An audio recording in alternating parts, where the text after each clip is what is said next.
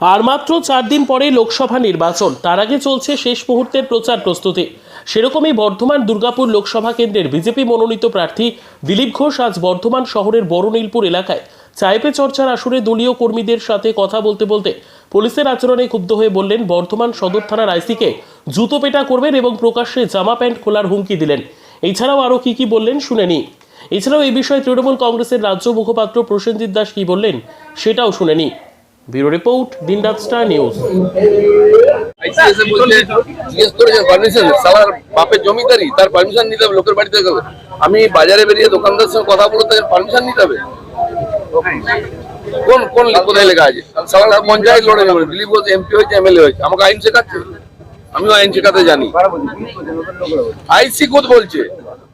তারপরে মেরে একজনের গিয়ে তার আইসি কত বড় চামচা হয়েছে আমি ওকে দেখছি কি করে সারা জীবন চাকরি করে। রেকর্ডিং করছে। আইসি কে রাস্তায় আটকাবো, লোক দিয়ে রাস্তায় বেরোলে ওর গাড়ি আটকাবো, ওকে বার করে কাপড় খুলবো। দিলীপ ঘোষ কেউ চেনে না এখনো, বাপের জন্মে দেখেনি তো। ওই যে চামচা বেলচা বালিচোর গরু চোরগুলোর মতো নেতা ভেবেছি। ওকেই টার্গেট করবো আমি আগে। ওকে বলে দেবো যে রাস্তায় না বেরোয়। দিলীপ ঘোষ তোর প্যান্ট খুলে নেবে, চোর চোর রাস্তায় দাঁড় করিয়ে। আর পারলে আমার কাছে বিরুদ্ধে কমপ্লেন করবো গিয়ে ইলেকশন কমিশনে। আর তারপরে আমি বলে দিচ্ছি আইসিকে, এই 1 মাস পরে তো ও ভাবছে দিলীপ ঘোষ চলে যাবে, দিলীপ ঘোষ 5 বছর থাকবে। রাস্তায় জুতো পেটা করবে ধরে, আর করেছে, ওকে বলে না। আমি ভদ্র আছি বলে ওরা ভাবছে যা ইচ্ছা করে নেবে। ও মমতা ব্যানার্জি আসুক আর অভিষেকে আসুক, দিলীপ ঘোষ কিন্তু বর্ধমানে থাকবে, ওরা চলে যাবে। তোর কোন মা বাপ বাঁচায় সেটা আমি দেখি। আর এই আইসিকে আমি এখানে বলছি অন রেকর্ড, তোকে যদি প্যান্ট না খুলেছি পাবলিকের সামনে, তাহলে আমার ভোট দিবি ওর নয়। তাকে অ্যারেস্ট করছে, আমাদের লোকেদের আটকাচ্ছে। আমি কালকে এসপি কে ডিএম কে এটা করুন, না হলে আমি সব ছেড়ে দিয়ে আমি সবই বেরোবে। আসল ঘটনা যতই চাপা দিক, যতই মিথ্যা বলুক, সত্য একদিন সামনে আসবেই। আর সবার মুখোশ খুলে যাবে।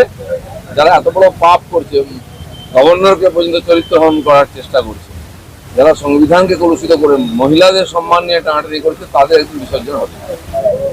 আমাকে বাধা দিয়ে কেউ আটকাতে পারেনি। আমি শুনলাম বাড়ি বাড়ি গিয়ে চমকানো হচ্ছে। আমাদের লোকেরা যখন ডোর ডোর আর প্রচার করছে, লিফলেট দিয়েছে, গিয়ে বলছে কেন লিফলেট নিয়েছো। আমি তাদেরকে একটু বলতে চাই, ভাই এখানে 4 তারিখে পরে থাকতে যাও কিনা, সুস্থ নিজের বাড়িতে থাকতে যাও কিনা ঠিক করো। ওই চমকে ধমকে আর রাজনীতি করতে দেবো না। আমি তো এসেছি 5 বছর, তখন হিসাব হবে, দেখা হবে, পাড়ায় দেখা হবে, কে কেমন থাকবে সেটা তাদের ব্যবহার এখন দেখে আমরা ঠিক করবো। প্রচার আমাদের শেষের দিকে চলে এসছে। মানুষের বাড়ি বাড়িতে বিজেপি পৌঁছে গেছে। দিলীপ ঘোষ নিজের বাড়ির লোকের বাড়ির দরজায় পৌঁছে যায়। টিএমসি কে তাদের কেন্দ্রীয় দেখা যাচ্ছে না, কটা গুন্ডা মস্তান ঘুরছে, সাধারণ মানুষকে ভয় দেখাচ্ছে। এর বিরুদ্ধে ভোট দেবে মানুষ। সিপিএম, কংগ্রেস, টিএমসি সাপোর্টাররাও দিলীপ ঘোষকে ভোট দেবে। লাখ হয় সেটা গুনবেন। টিএমসি এখানে যত পোস্টার ঝান্ডা লাগিয়েছে ততগুলো ভোটও পাবেন, এটা আমি বলে দিচ্ছি। আর কোনো কাজ বাকি নেই। এবার উনি কাশি চলে যান, বাকি সব হয়ে গেছে। ওখানে এত পাপ করেছেন, এত মিথ্যা কথা বলছেন, কাশি গিয়ে কিছুদিন ওখানে তপস্যা করুন, গঙ্গা স্নান করুন, নিজের পরকালটা দেখুন। বাংলার লোককে আমাদের হাতে ছেড়ে দিন, আমরা দেখলাম বিডিও অফিসের কর্মচারীরা গিয়ে আমরা ঝান্ডা বাঁধলে রেস্টুরেন্ট বাঁধলে ফটাফট করে নিয়ে চলে গেছে। অথচ টিএমসি দেখুন পোস্টে পোস্টে সরকারি জায়গায় ঘুরছে। এখানে ডিএম অফিস থেকে আমাদের প্রোগ্রাম রোজ ক্যান্সেল করা হবে। এসপি অফিস ঘেরাও করবো, আমি ডিএম অফিসও ঘেরাও করবো। আর কিছু ইচ্ছাকৃত ভাবে করা হচ্ছে, বারবার এটা করা হচ্ছে। সেই জন্য এখনো পর্যন্ত সেন্ট্রাল ফোর্সকে বসিয়ে রাখা হয়েছে। যেখানে যেখানে টেনশন আছে কোনো ভয় দেখানো হয়েছে। আমরা বলার পরেও কেন সেন্ট্রাল ফোর্স মারছে? ওখানে হাজার হাজার লোক ভিকটিম, কে জানে। খালি যাদের সামনে আনা হয়েছে বা বলছে তারাই ভিকটিম। যারা মুখ খুলছে না, বলছে না পাবলিকের সামনে, মিডিয়ার সামনে, তারা ভিকটিম নয়। তারা রাষ্ট্রপতির সামনে বলেছে, এখানে বলেনি। পাড়ায় পাড়ায় ওখানে ভিকটিম, মহিলাদের ছাড়া হয়নি কাউকে। আজ নয়, 10 বছর 12 বছর ধরে এই ঘটনা চলছে। যারা এই কথা বলছে তারা জানতে পারবে ভোটের পরে যখন খোলাখুলি সবাই রাস্তায় নামবে। উপরে উপরে বিজেপি, ভেতরে কি তৃণমূলের সাথে সক্ষতা মনে হচ্ছে? কোনো উল্টো হয়ে গেছে। এখানে উপরে টিএমসি, ভেতরে বিজেপি আছে। সিপিএম, কংগ্রেস, টিএমসি সমস্ত সাপোর্টার দিলীপ ঘোষকে ভোট দেবেন, পশ্চিমবাংলায় বিজেপিকে ভোট দেবেন, কারণ টিএমসিকে আমরা ইস্পাত দেবো। এটা নতুন কথা কি? দিলীপবাবু যেদিন থেকে পশ্চিমবাংলায় রাজনীতি করছেন সেদিন থেকে তিনি এ ধরনের কথাবার্তা বলে বাজার গরম করার চেষ্টা করেন। এর আগেও দেখেছেন নির্বাচনে কখনো পুঁতে দেবো, কখনো মাটির নিচে গর্ত করে রেখে দেবো, কখনো মেরে দেবো, জ্বালিয়ে দেবো, পুড়িয়ে দেবো। এবং বর্ধমান দুর্গাপুরে প্রার্থী হয়ে এসেও তিনি একাধিকবার এ ধরনের বিতর্কিত মন্তব্য করেছে, কখনো গদা হাতে, কখনো ত্রিশূল হাতে, কখনো লাঠি হাতে, কখনো হকি স্টিক হাতে।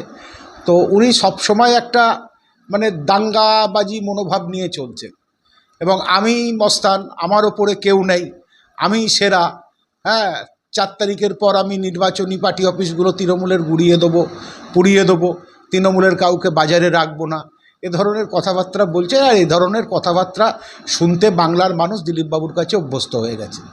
তো এটা নতুনত্ব কিছু নেই, কারণ উনি আইন মানেন না। উনি গতকালই দেখেছেন যে কোনো পারমিশন ছাড়াই মিছিল করেছে। তো সেই মিছিলে পুলিশ যদি বাধা দেয় তো উনি পুলিশের জামা প্যান্ট খুলে নেবেন।